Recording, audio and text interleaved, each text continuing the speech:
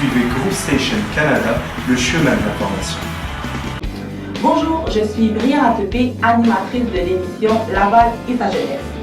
Dans cette émission, nous désirons vous présenter des jeunes Lavallois et Lavalloises engagés dans la communauté. Des jeunes qui portent des projets, qui font des campagnes, qui portent des causes fabuleuses. Nous désirons aussi vous présenter des jeunes inspirants et inspirantes. Cette émission est en partenariat avec le Forum Jeunesse de Laval. Qu'est-ce que le Forum Jeunesse de Laval? Le Forum a pour mission de renforcer le pouvoir d'agir des jeunes entre 15 et 35 ans en soutenant le développement de leurs compétences, de leurs connaissances et de leurs projets. D'ailleurs, pour cette première émission, nous désirons vous présenter deux entrepreneurs lavallois. Il s'agit de Pierre-Lendo Morette et de Franck Junior David.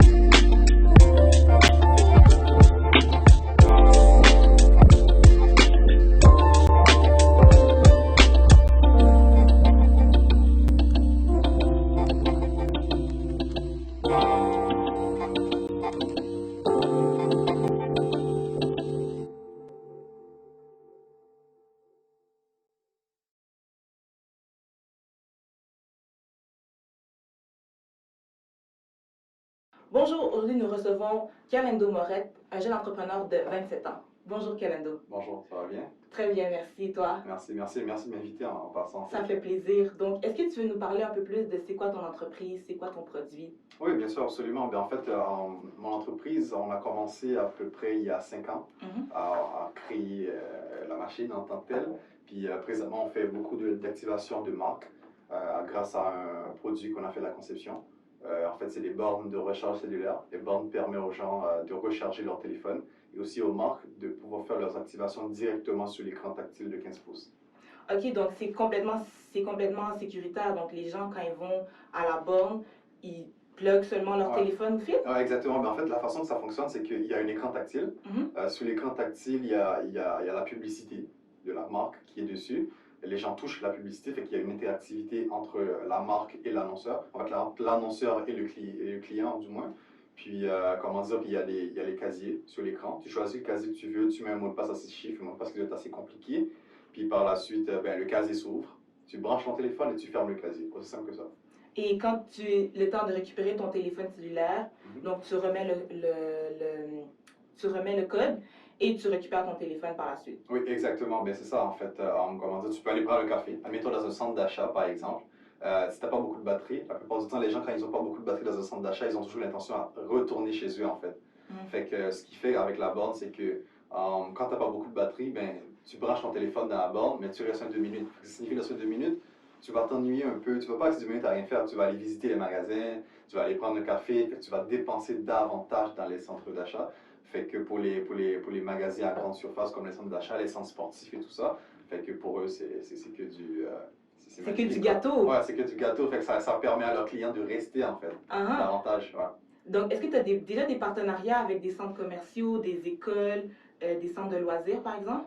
Oui, les centres commerciaux, on avait déjà commencé au début de l'entreprise. On a dû se retirer de là. C'est assez complexe, les centres commerciaux. Puis on sait très bien de nos jours où ils s'en vont, les centres, malheureusement. Puis on a l'impression qu'ils ne font pas grand-chose pour. Mais oui, on a des partenaires comme Bell. On est à la place Bell présentement. On a 9 bornes qui sont installées depuis 2018 déjà. On est au cégep Onsic, on est au cégep au collège Montmorency, du moins collège Montmorency. On est à des centres sportifs, le centre sportif de Sainte-Foy, je crois, à Québec. On est un peu partout, en fait, disons. Puis on fait, en fait, avant Covid, on faisait beaucoup d'activations de marque dans les événements directement. C'était très ponctuel, un événement X qui se passait, fait qu'on avait la borne avec le client et tout ça. Fait que, mais Covid l'oblige, il n'y a plus d'événements qui se fait présentement.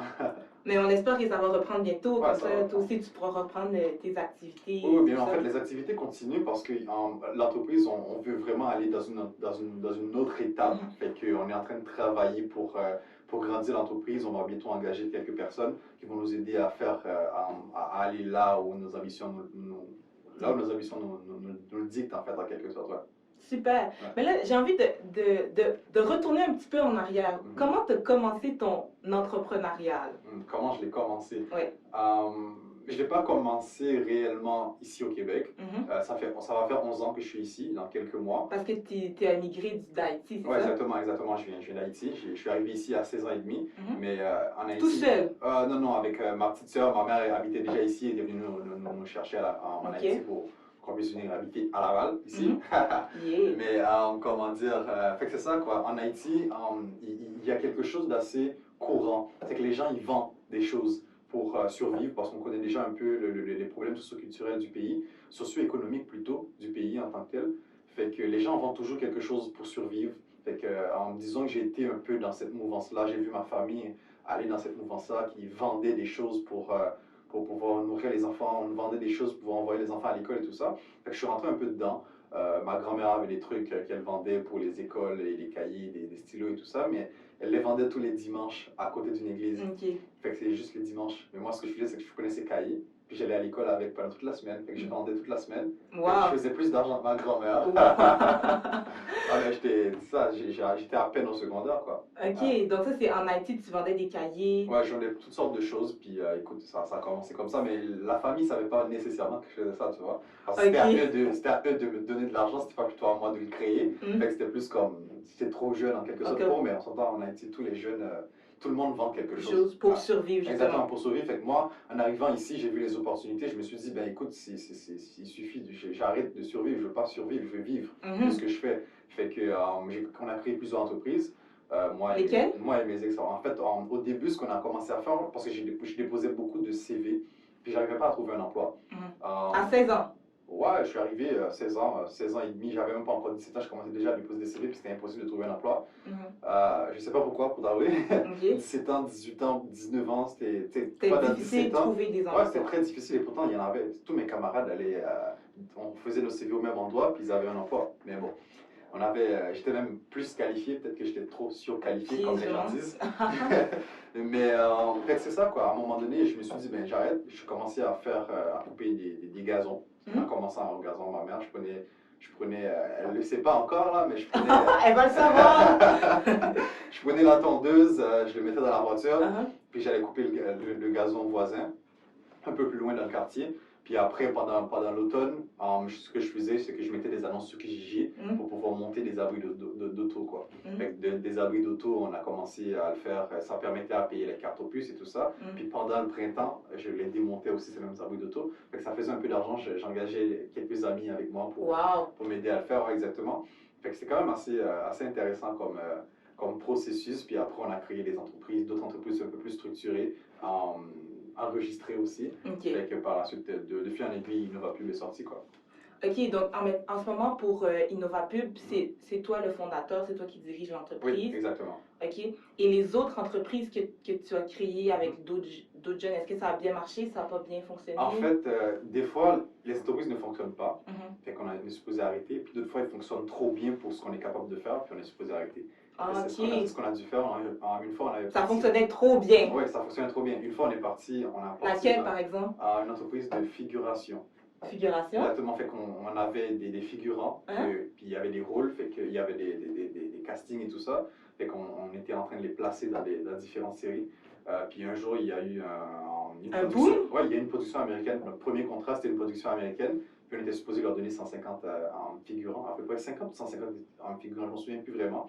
Puis ça, c'était le boom, puis on n'était pas capable de gérer. J'étais toujours au secondaire. Fait que j'ai dû arrêter ça, quoi. Wow!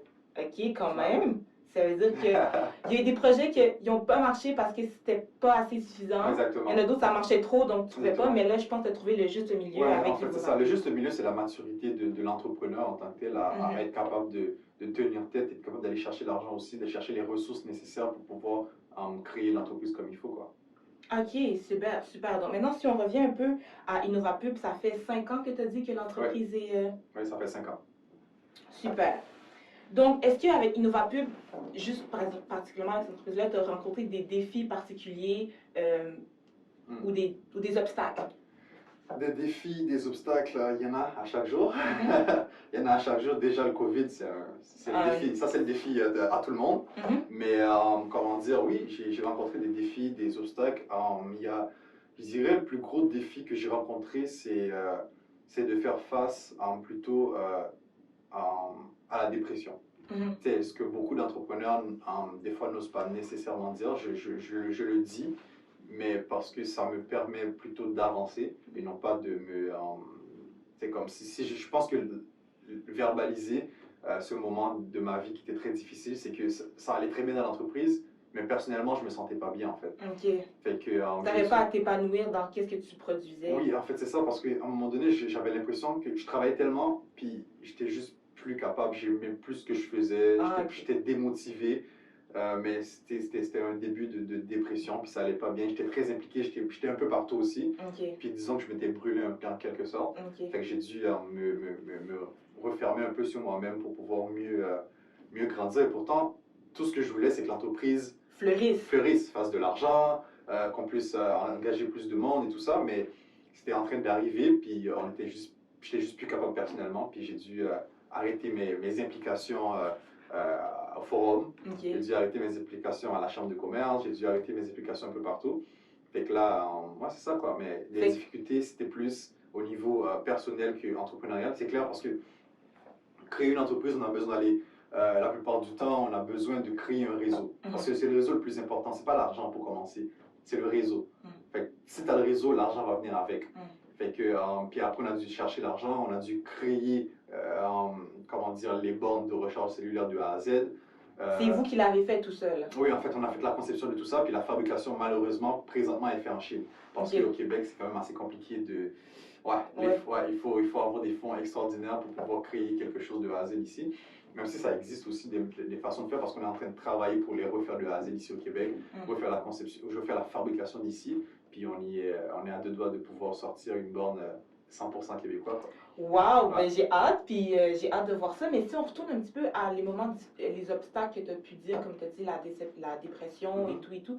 Donc toi, la solution, si je comprends bien, ça a été d'enlever les trucs, je vais dire en guillemets, superflus et te concentrer vraiment sur l'essentiel qui était ta compagnie. C'est bien ça? Mais c'est ça, c'était pas superflu, c'était important pour moi. C'est toujours important pour moi de le faire, mais c'est juste qu'il y en avait trop d'un coup.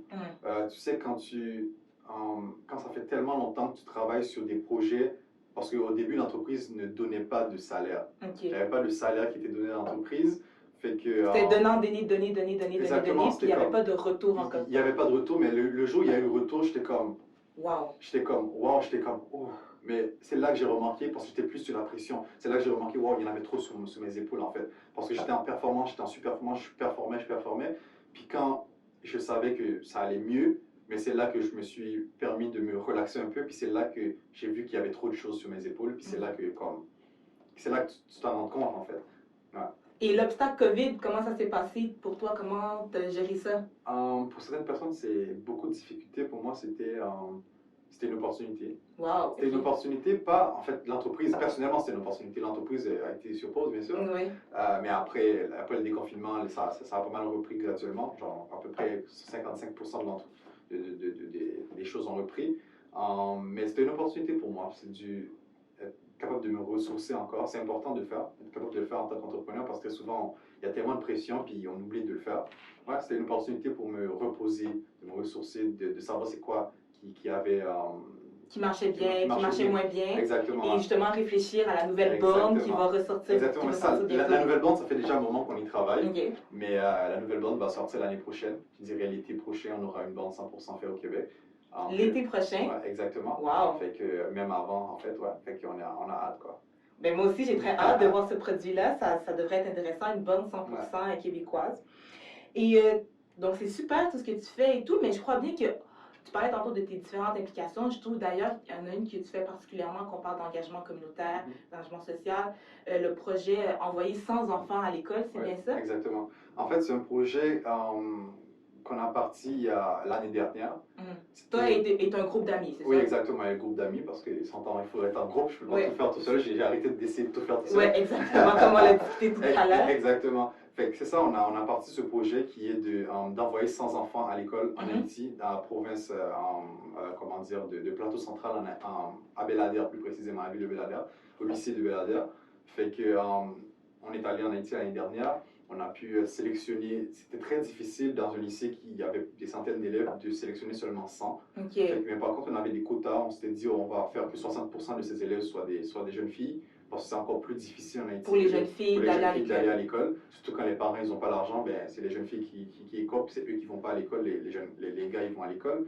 Fait qu'on a payé l'année scolaire pour 100 jeunes filles, pour qu'ils puissent, en fait pour 60 jeunes filles qui puissent aller à l'école, puis 40 jeunes garçons qui vont à l'école. Puis aussi, étant donné que j'étais quelqu'un qui avait beaucoup de difficultés à l'école, j'ai pas choisi ceux qui étaient seulement performants.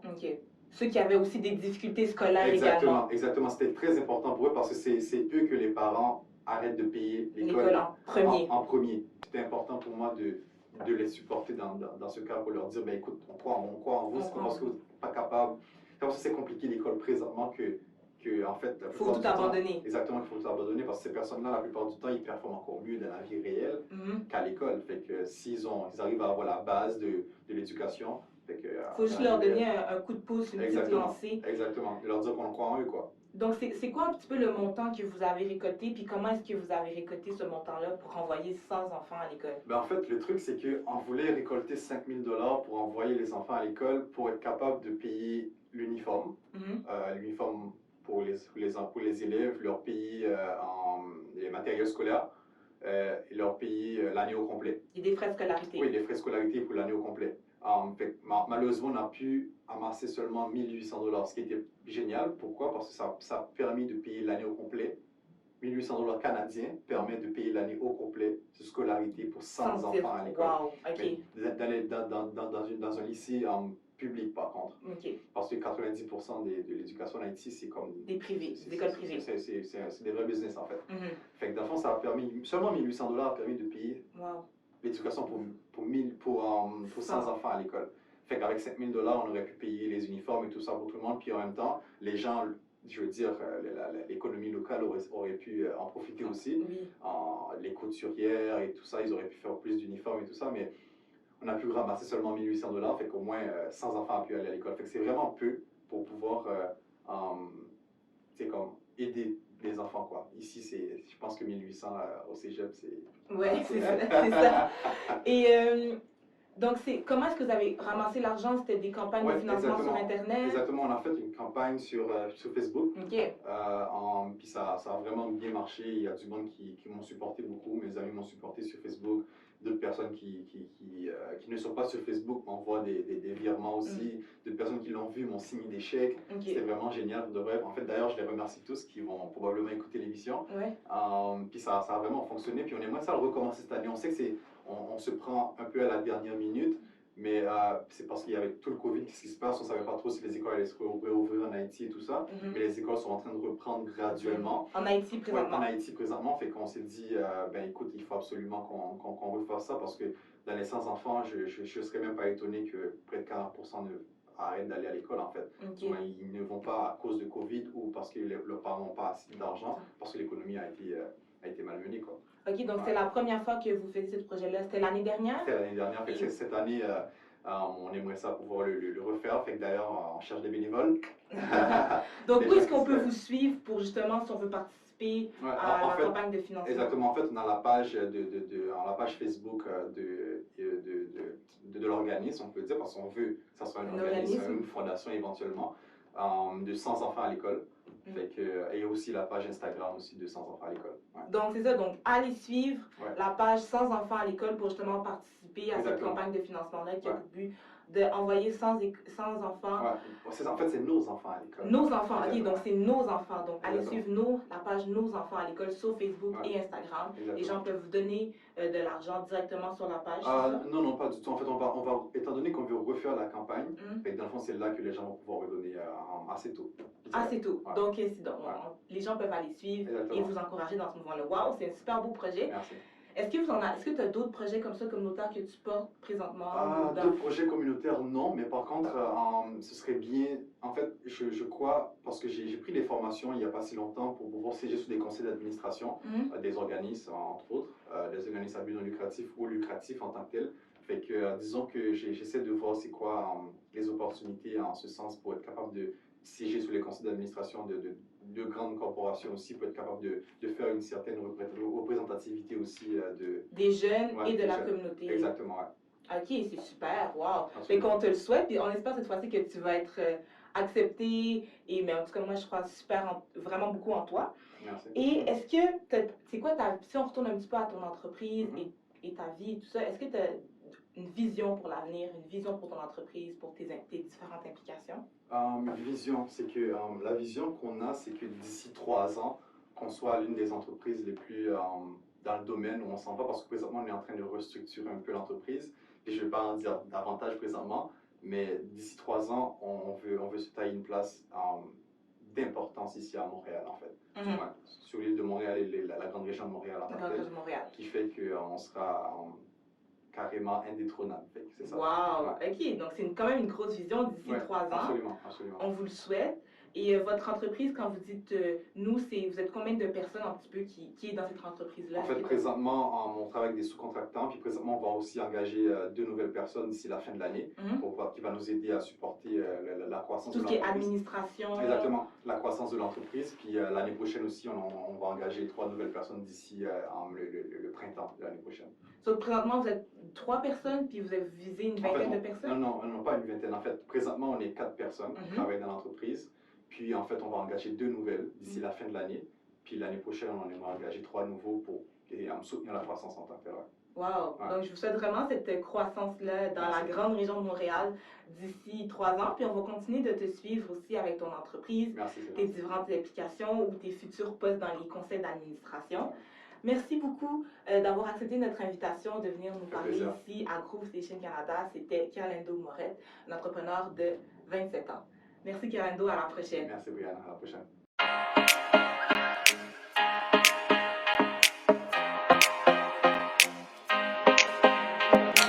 Babe, don't make a sound.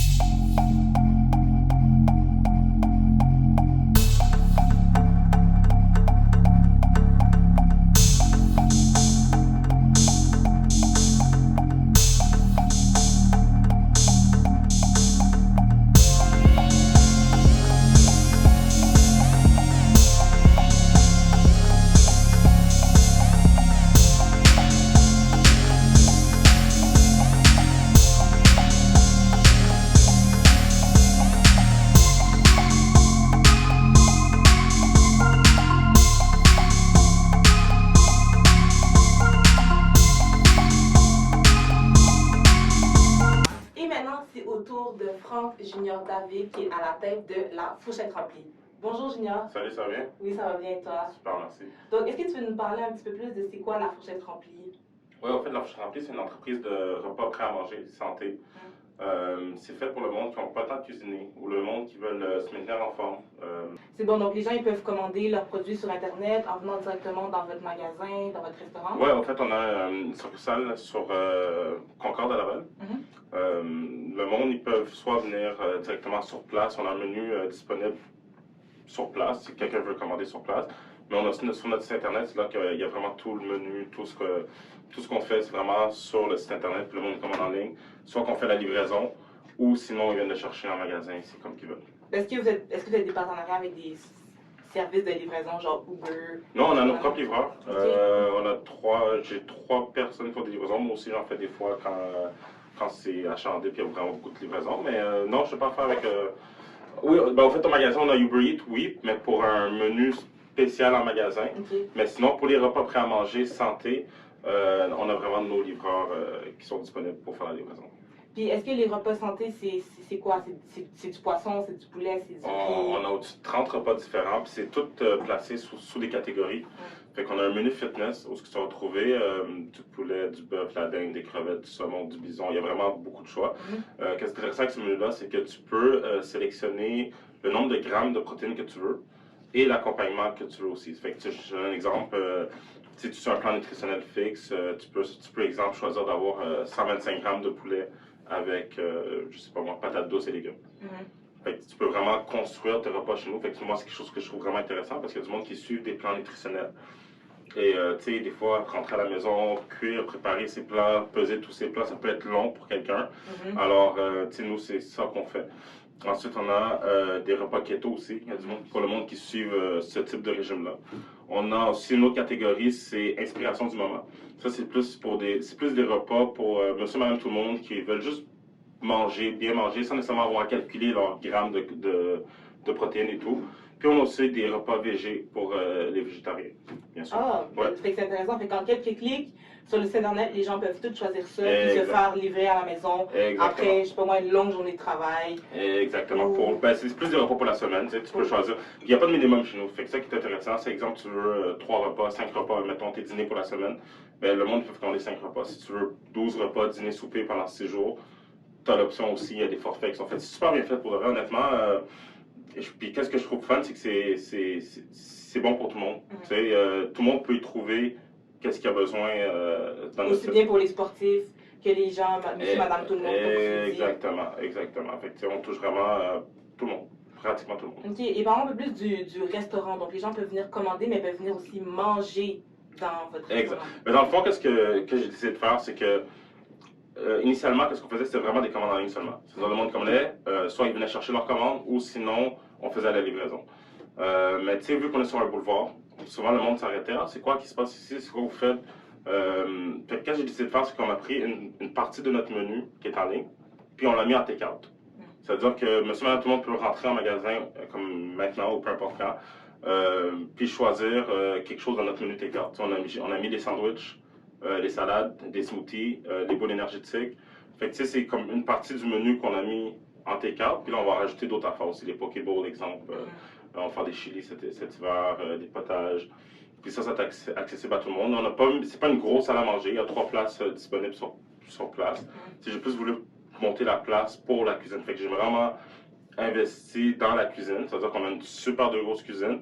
En avant, c'est souvent juste des take-out, là, tu vas chercher. Fait que j'ai pas voulu investir pour mettre beaucoup de places assises. Fait qu'il y a vraiment juste 3 places assises en dedans. C'est pour dépanner un petit peu. Exactement. Si t'es pressé, mais tu veux manger ou quoi que ce soit, mais au moins tu peux t'asseoir pour manger, il n'y a pas de problème. OK, non, mais c'est quand même intéressant, c'est super le fun.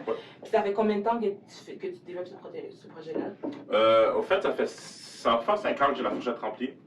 Tu diriges ça tout seul ou tu as d'autres partenaires associés? Non, je suis tout seul. J'ai commencé il y a 5 ans avec...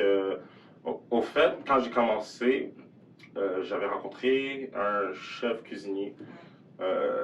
Puis notre but premier, c'était de faire des traiteurs pour les baptêmes, les mariages, pour les grands événements. Puis le premier client qu'on a eu, c'est un client qui nous a demandé, bizarrement, il y avait un plan nutritionnel, puis il avait besoin d'une 50aine de repas, pesés et tout. Qu'on a fait. Pour ça? Lumière? Ben, au fait, non, on a quand même gardé l'optique, on va faire les mariages et tout, les événements, mais quand on a fait ces plats, on les a affichés en ligne, puis la demande qu'on a eue par après pour ça était immense. Wow! Fait que ça a comme fait un switch. Fait que là, c'était plus rendu les événements, c'était rendu des plats. Puis là, à chaque semaine, on recevait des commandes, du monde qui voulait. Juste à cause qu'on continuait à mettre les photos en ligne, puis le monde nous demandait, puis à la fin de la journée, je suis juste resté dans cette optique-là. Mais... Est-ce que vous faites encore un service traiteur un petit peu à côté? Ou oui, ça arrive des fois. Tu sais, si quelqu'un nous appelle et nous dit « OK, mais tu sais, j'ai un événement, j'en ai fait un justement avant-hier, je pense. » Wow. Il y a une école pas trop loin, puis ils avaient un dîner en professeur ou quoi que ce soit, puis ils nous ont demandé justement des boîtes à lunch pour 20 personnes. Fait que, tu sais, on les a fait dans vous faites les deux un petit peu en même temps. Tu sais, beaucoup plus les repas. Je ne pose pas vraiment la publicité dans le sens du traiteur, mais si quelqu'un nous approche pour ça, on ne dira pas non. Okay. Tu sais, tant qu'on peut l'accommoder et qu'il est à l'aise avec ce qu'on va offrir, ben... Super! Ouais. Ici, on retourne beaucoup plus en arrière au début de ton entrepreneuriat. Comment est-ce que ça a commencé? Au fait, moi, quand j'ai commencé, j'étais en lancement de projet pour partir une compagnie de valets. J'étais vraiment en train de partir ça. J'avais une compagnie de valets que je voulais commencer. Puis un jour, j'étais chez des amis, puis on parlait. Puis justement, j'ai rencontré quelqu'un qui faisait ça. Ben pas qui faisait ça, mais qui il était vraiment expérimenté dans la cuisine. Fait que là, l'idée m'est venue, tout le monde me dit, ah, il est vraiment bon, qu'est-ce qu'il fait, c'est tartare, c'est ça, c'est vraiment bon. Puis là, moi, je me suis tourné vers lui et j'ai dit, écoute, je suis présentement dans un lancement de projet pour un service de valet. Mais si tu es vraiment bon, comme tout le monde me dit, est-ce que ça te tenterait qu'on parte un service traiteur? J'ai eu l'idée comme ça spontanément. Ensemble, les deux ensemble? Oui, nous deux ensemble. Puis là, il m'a dit oui, let's go, je suis partant, on y va. Alors, OK, fait que là, tout de suite, moi, je suis un gars qui... Spontané un peu? Ouais, je suis spontané, puis... Tu m'as dit oui, on y va. On y va, c'est ça. Puis je vais pas prendre 3 semaines, un mois pour mettre ça de l'avant, exactement. Fait que je suis parti à la compagnie, j'ai trouvé un comptable, j'ai fait vraiment tout ce qu'il fallait. J'ai trouvé une équipe pour prendre des photos. Je te dirais là, que du moment que j'ai parlé, ça m'a pris peut-être 3 semaines. Le nom était trouvé, l'entreprise était partie, le comptable était déjà associé à la compagnie. Comme tout était déjà fait en 3 semaines. Wow! Ouais. T'étais motivé. Ah oui. Puis un jour, justement, 3 semaines plus tard, je suis dans un salon de coiffure. Je parlais avec mon ami qui détient le barbershop. Puis là, justement, je parlais, je viens de partir de l'entreprise, puis on va faire des événements. Tu expliquais ton projet. Exact. Puis là, il y avait un gars qui attendait pour se faire couper les cheveux. Ouais. Puis il m'entendait parler. Puis là, il était comme, ah ouais, mais si j'ai un plan nutritionnel, justement, est-ce que tu penses que tu pourrais me le faire? Mais tu sais, tu viens de partir de l'entreprise, tu as un client potentiel qui t'approche. T'es comme... Oui. Pourquoi pas, je veux des clients. Tu comprends? Mais j'ai dit oui. Puis là, le lendemain, il m'a envoyé son plan. J'ai besoin de... Il y avait besoin de 50 plats au total, je me rappelle encore. Puis je pense que c'est du poulet, du saumon, puis je pense que c'est de la dinde qui voulait avec ça. Mais c'est 100 grammes de viande avec une demi-tasse de riz. Tu sais, il m'avait vraiment détaillé tout ce qu'il voulait. Exactement. Et toi, tu savais même pas au début que ça allait tourner comme ça. Non, mais non. fait comme... Fait que là, il m'envoie ça, je dis ça à ce moment-là, j'avais mon partenaire, justement, c'est lui qui cuisinait anyways. Fait que, tu sais, j'étais comme, regarde que j'ai trouvé, le gars, il veut qu'on fasse ça. Fait que là, tu sais, rendu là, on n'a rien pour le mettre dedans, là, tu sais. Fait que là, il fallait aller acheter des petits contenants, là, où on peut mettre les plats, acheter une balance aussi pour peser ces plats. Puis on a commencé comme ça. Puis comme je te dis, ensuite, on a pris des photos, tu sais, pendant la préparation et tout. On vient d'ouvrir la page Facebook, j'ai mis ça sur la page Facebook.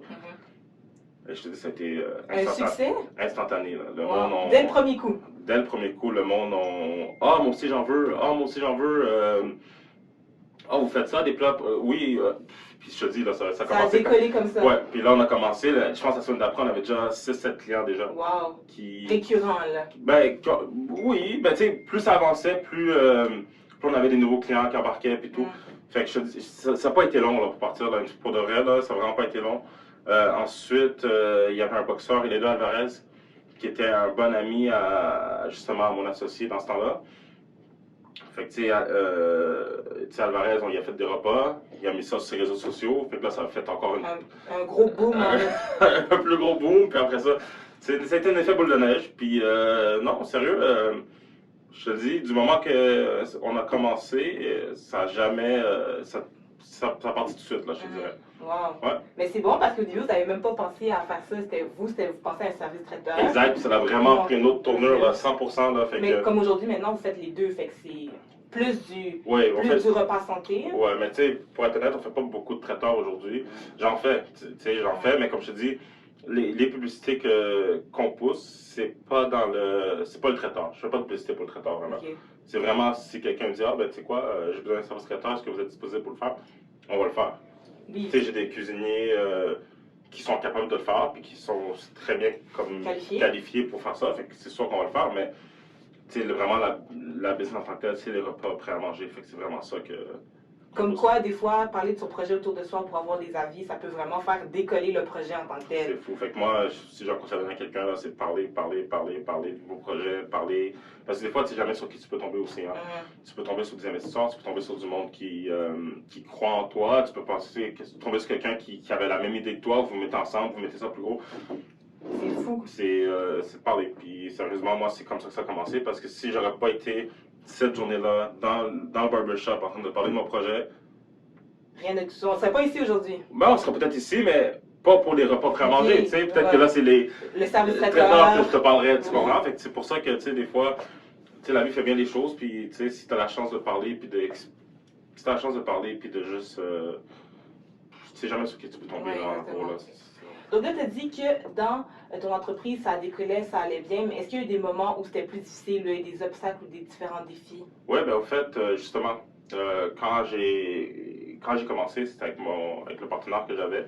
Tu sais, lui, il cuisinait, puis moi, c'est plus l'aspect Administratif? administratif, marketing, trouver les contacts, tu sais, tout mettre en branle, au fait, tu sais. Il n'est pas rentré le dimanche. On avait des commandes. C'est lui qui cuisinait? Ouais. Puis, tu sais. C'est toi qui as cuisiné cette fois-ci? Non, jamais. J'ai jamais cuisiné, pas une fois. Toi, t'es un entrepreneur. Oh, j'aime pas. Tu sais, j'ai pas la passion pour commencer à cuire du poulet ou commencer à cuire des affaires comme ça. Tu sais, moi, c'est vraiment de mettre. C'est une petite parenthèse. Moi, tu sais, la Fourchette Entreprise, c'est une entreprise que j'ai fondée. Il va en avoir d'autres, mais la raison pourquoi je fais ça, c'est pour. Je trouve que la plus belle chose dans la vie, c'est la liberté. Fait que moi, je le fais pour pouvoir avoir ma liberté, pour pouvoir profiter de la vie, pour pouvoir passer du temps avec mon fils, pour pouvoir être libre, en gros, tu comprends? Fait que si je commence à, tu sais, ça c'est ma mentalité à moi, si je commence à cuisiner, à apprendre à cuisiner, c'est comme si je m'enferme dans mon entreprise. Tu me suis? Oui. Fait que moi, depuis le jour 1, je me suis toujours dit, il y a certaines, je vais être stratégique dans les tâches que je vais faire. C'est pour pouvoir aussi être efficace en même temps, c'est ça? Oui, pour être efficace parce que si tu fais tout. À un moment donné, tu vas faire un burn-out, tu seras plus capable, c'est beaucoup trop. Mais vraiment parce que c'est vraiment pour la liberté. Tu comprends? Fait que, en tout cas, c'est une parenthèse que je faisais. Non, mais c'est bien. Parce que m'a demandé si j'avais cuisiné cette journée-là. Non, je ne l'ai pas fait. Mais ça s'est bien passé. Si on retourne à l'événement, justement, l'obstacle, comment ça s'est passé? Comment tu as réglé? Parce que les repas devaient être réglés. Finalement, il est venu beaucoup plus tard. Puis là, pas en temps, mais c'était quand même une grosse obstacle parce que justement. T'avais plus cuisiné. J'ai plus cuisiné, puis là, lui, il veut s'en aller, puis là, il faut qu'on règle ça. Fait que t'as trouvé d'autres cuisiniers. Ouais. T'en as trouvé d'autres? La semaine d'après, j'avais trouvé quelqu'un d'autre. Wow. Ouais. Un vrai entrepreneur. Ouais, j'avais trouvé un autre cuisinier, puis il était super qualifié, super bon. Vraiment, j'ai une bonne équipe solide, là, je te dirais, dans la cuisine. Ça a été un obstacle pour moi, à ce moment-là. Là, parce que, tu sais, quand tu pars en affaire avec quelqu'un, c'est comme être en couple avec quelqu'un. Ça marche plus, ben, tu sais, c'est comme une séparation, tu comprends? Tu sais, OK, maintenant, comment qu'on fait? C'est comme si tu habites avec quelqu'un, vous êtes mariés, vous avez des enfants, tout, puis là, après ça, du jour au lendemain, tu sais, enfant, on va leur dire la business, c'est l'enfant, exemple. Du jour au lendemain, il faut qu'on se sépare. OK, mais comment qu'on fait? Il y a des affaires qui ont été achetées, il y a ci, il y a ça. Est-ce qu'on sépare la business en deux? En deux, est-ce qu'on ferme la business?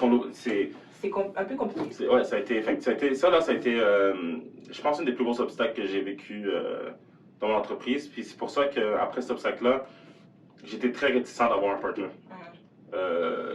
Puis, mais tu sais, depuis, comme je te dis, tout va super bien, puis ça marche. Puis, tu sais, mes employés qui sont là sont vraiment satisfaits, ils sont contents, puis ils sont dévots aussi pour l'entreprise. C'est bien aussi. Fait que c'est super, là, je te dirais. Oh, mais c'est bien. Ouais. Mais aussi, malgré cet obstacle-là de ton partenaire qui a quitté, il y a eu un gros obstacle que tout le monde a dû survivre, c'est la COVID-19. Ouais. Puis toi, c'est dans la restauration. Comment est-ce que ça a fonctionné pour surmonter cet obstacle-là? Ben, au fait, c'est sûr que ça n'a pas été une situation facile pour personne. Mais tu sais, le service qu'on offre, tu sais, qu'est-ce qui est arrivé aussi pendant ce temps-là, c'est que au début de la COVID, le monde, ils allaient à l'épicerie, puis là, c'était compliqué, il y avait des super de gros line-up. Fait que le monde, ça leur tentait moins d'aller à l'épicerie. Fait que je pense que ça a quand même pris une... Tu sais, je dirais pas que ça a augmenté notre chiffre d'affaires ou quoi que ce soit, mais ça nous a pas brimé dans le sens que, tu sais, il y a du monde qui était comme, tu sais quoi, moi, je pourrais bien mieux faire affaire avec vous, puis commander chez vous, qu'aller me taper 2 heures de line-up à l'épicerie, puis pour faire mon épicerie, puis tout. Fait que, oui, c'est sûr qu'après ça, il faut s'adapter, tu sais, mettre des règles d'hygiène et de salubrité en place. Exemple, se laver les mains à chaque utilisation, dès que tu utilises quelque chose, mettre le masque dans la cuisine. Tu sais, au début, ça a été vraiment une adaptation. C'était un changement aussi. Oui, c'était un changement. Pour tout le monde. Pour tout le monde, c'est ça. Fait que, tu sais, on s'est bien adapté à la situation, puis c'est ça. Non, mais c'est bien. Puis en ce moment, c'est comme ça que ça fonctionne aussi parce que ça continue et tout ça. Oui, exactement. Mais tu sais, exemple, quand quelqu'un vient chez nous, mais, on a le pluriel en avant. Fait que tu te désinfectes les mains. Si tu viens chercher une commande chez nous aussi, mais tu sais, la personne qui va te donner ta commande, elle va laver ses mains avant de prendre ton sac et te le donner. Fait que tu sais, il y a eu beaucoup d'adaptations à faire face à ça. Mais je te dirais qu'aujourd'hui, ça fait quand même assez, ça fait quelques mois qu'on est là-dessus, fait que tu sais, maintenant c'est devenu naturel. Fait que moi, je pense même que c'est un mal, tu sais, c'est un mal pour un bien dans le sens que comme ça permet de faire plus attention aussi, tu sais. C'est comme avant, puis n'importe où ce que tu vas, il y a personne qui lave ses mains avant de te donner tes affaires. Mais tu sais, maintenant, je trouve ça bien de pouvoir, tu sais, la personne qui reçoit son truc, elle se dit, écoute, c'est safe. C'est safe, là, tu comprends? C'est sécuritaire. Moi, j'aime ça. C'est bon aussi pour quand on parle d'un milieu de restauration et tout ça, donc c'est vraiment Oui, parfait. oui, absolument. Non, mais c'est bien que tu aies pu surmonter tout ça. Et aussi, mais malgré aussi le fait que tu es entrepreneur, tu diriges la fourchette remplie, tu es aussi engagé dans la communauté. Ouais. Donc, tu as offert des repas à nos employés en CHSLD Ouais. et dans les hôpitaux, dans l'hôpital Sainte-Justine aussi également, Ouais. durant la pandémie. Là. C'était quoi un petit peu, qu'est-ce que vous offrez comme repas? Comment ça fonctionnait? Ben, en fait, justement, comme on disait tantôt, c'est pas une situation qui était facile pour personne, tu sais. Puis on entendait souvent dans les nouvelles que, justement, ils étaient surchargés dans les hôpitaux. Tu sais, moi, j'avais ma mère qui était aussi infirmière, elle était infirmière retraitée, mais tu sais, elle était comme dans le domaine. Puis je sais pas, on dirait que comme je chantais que je voulais faire ma part. Fait que j'avais une cliente qui travaille à Sainte-Justine. Puis, tu sais, moi, je parle toujours avec mes clients. Mettons, ils viennent dans le magasin, tu sais, je prends toujours un petit Pour avoir une connexion. Ouais, exactement. Puis, justement, elle m'expliquait comme quoi c'était pas facile. Puis, tu sais, moi, quand je la parlais, j'étais comme, tu sais, est-ce que tu penses que ce serait une bonne idée de vous aider, mettons, pour l'heure du dîner, on vous offrirait des repas à un étage au complet aux employés et tout? Est-ce que c'est quelque chose. Puis, la manière qu'elle m'a répondu, puis qu'elle m'a dit oui, ça nous aiderait, puis oui, ça serait gentil, puis oui, je voulais aller de l'avant avec ça. Toi, encore une fois, t'es spontané, fait que ouais. Let's go. J'ai dit, tu sais quoi, on va vous donner des repas. Puis elle m'a dit, ah, c'est gentil. J'ai dit, maintenant, je veux savoir combien vous êtes par étage, combien de repas vous avez besoin, puis on va le faire. Ça a bien marché. Oui, puis j'ai parti une promotion aussi. Qu'est-ce que j'ai fait, c'est que j'ai dit, je me rappelle plus du pourcentage, mais le pourcentage des ventes qu'on faisait à chaque semaine, moi, je le réinvestissais dans les plats. C'est-à-dire, le monde, il commandait leur repas, mais moi, je prenais une partie de ça. Pour pouvoir justement les offrir. Pour les offrir encore plus de repas. Parce qu'ils avaient vraiment besoin de repas, puis ils sont beaucoup, là. À Sainte-Justine, je ne me rappelle plus combien d'employés qu'ils étaient, mais c'était... un gros chiffre. C'est un gros chiffre, là. On ne pouvait pas nourrir toutes ces personnes-là, tu comprends? C'était... Tu sais, je pense que c'est au-dessus de 1000 employés, pour donner une idée. Fait que je ne pouvais pas donner tout ça. Fait que, tu sais, moi, je me suis dit avec la promotion... Tu sais, moi, de base, j'en ai déjà des repas de base, plus, avec la promotion, je peux donner un pourcentage de mes ventes en plat, fait que ça grossissait leur plat chaque semaine. Fait que je l'ai fait pendant, je pense, 4 semaines.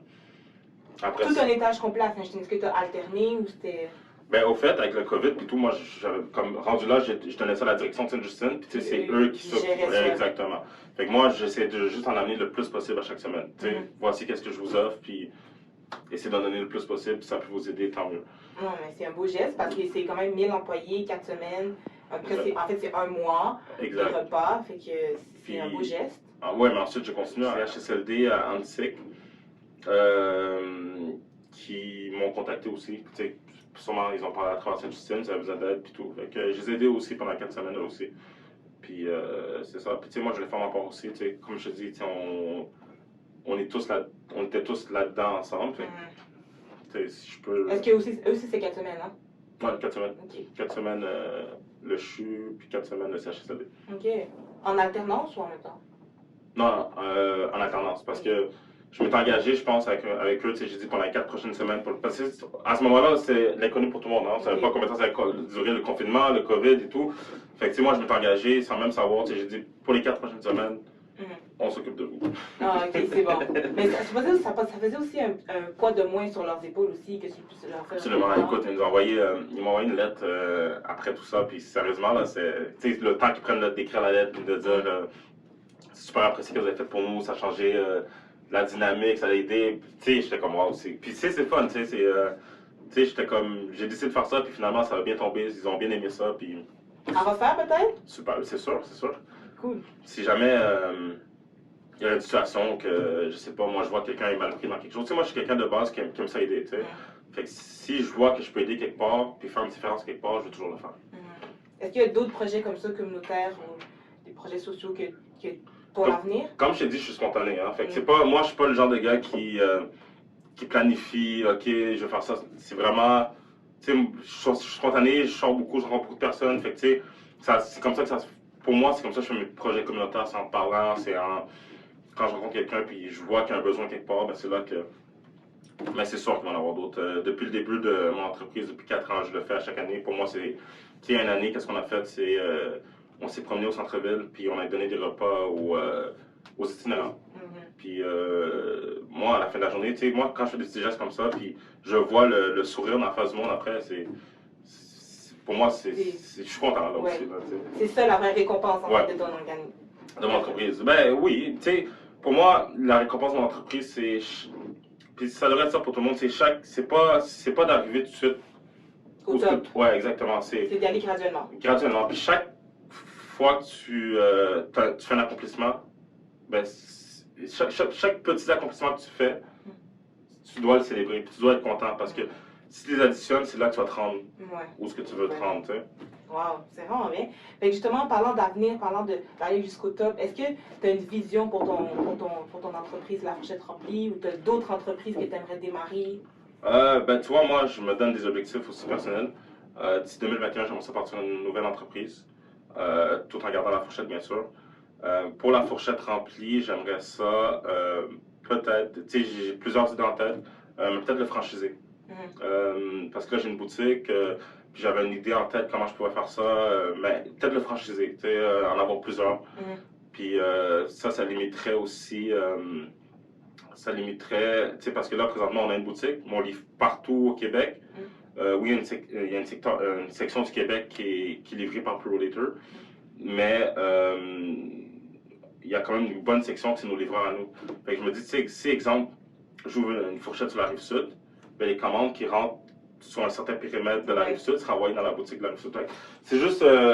question d'efficacité puis d'expansion aussi en même temps. Exactement. Puis en même temps, tu sais, comme je t'ai dit aussi tantôt, je me libère de mon temps. Fait que, tu sais, je veux quand même, oui, travailler là-dessus, mais travailler sur peut-être un autre projet aussi simultanément. J'ai encore des... Tu sais, moi, ça tourne toujours dans ma tête. Fait que j'ai d'autres idées. Puis, oui, soyez pas surpris, c'est en 2021, tu sais, je sors quelque chose d'autre. On ne le saura pas, c'est sûr, connaissant ta spontanéité. Oui, exactement. Oh, mais c'est super. Donc, je te souhaite vraiment bonne chance, surtout bon succès pour tes futurs projets, tes futures entreprises et l'expansion de La Fourchette Remplie. Super, c'est super apprécié. Merci d'avoir accepté l'invitation de venir ici à Groove Station Canada nous parler de ton entreprise, La Fourchette Remplie. Nous étions avec Franck Junior David, qui est à la tête de La Fourchette Remplie. Merci, à la prochaine. Vous souhaitez participer à la mission du Forum Jeunesse de Laval, vous étudiez, travaillez ou habitez à Laval, vous portez un projet, vous avez des idées à partager, eh bien, engagez-vous au Forum Jeunesse de Laval. Et c'est possible de 3 manières différentes. La première est en devenant membre individuel si vous avez entre 15 et 35 ans. Vous pouvez aussi, si vous êtes une organisation qui soutient ou qui représente des jeunes à Laval, devenir membre organisationnel du Forum Jeunesse de Laval. Et vous avez plus de 36 ans et vous désirez soutenir d'autres jeunes, devenez membre légendaire du Forum Jeunesse de Laval. Toutes les informations sont sur notre site internet.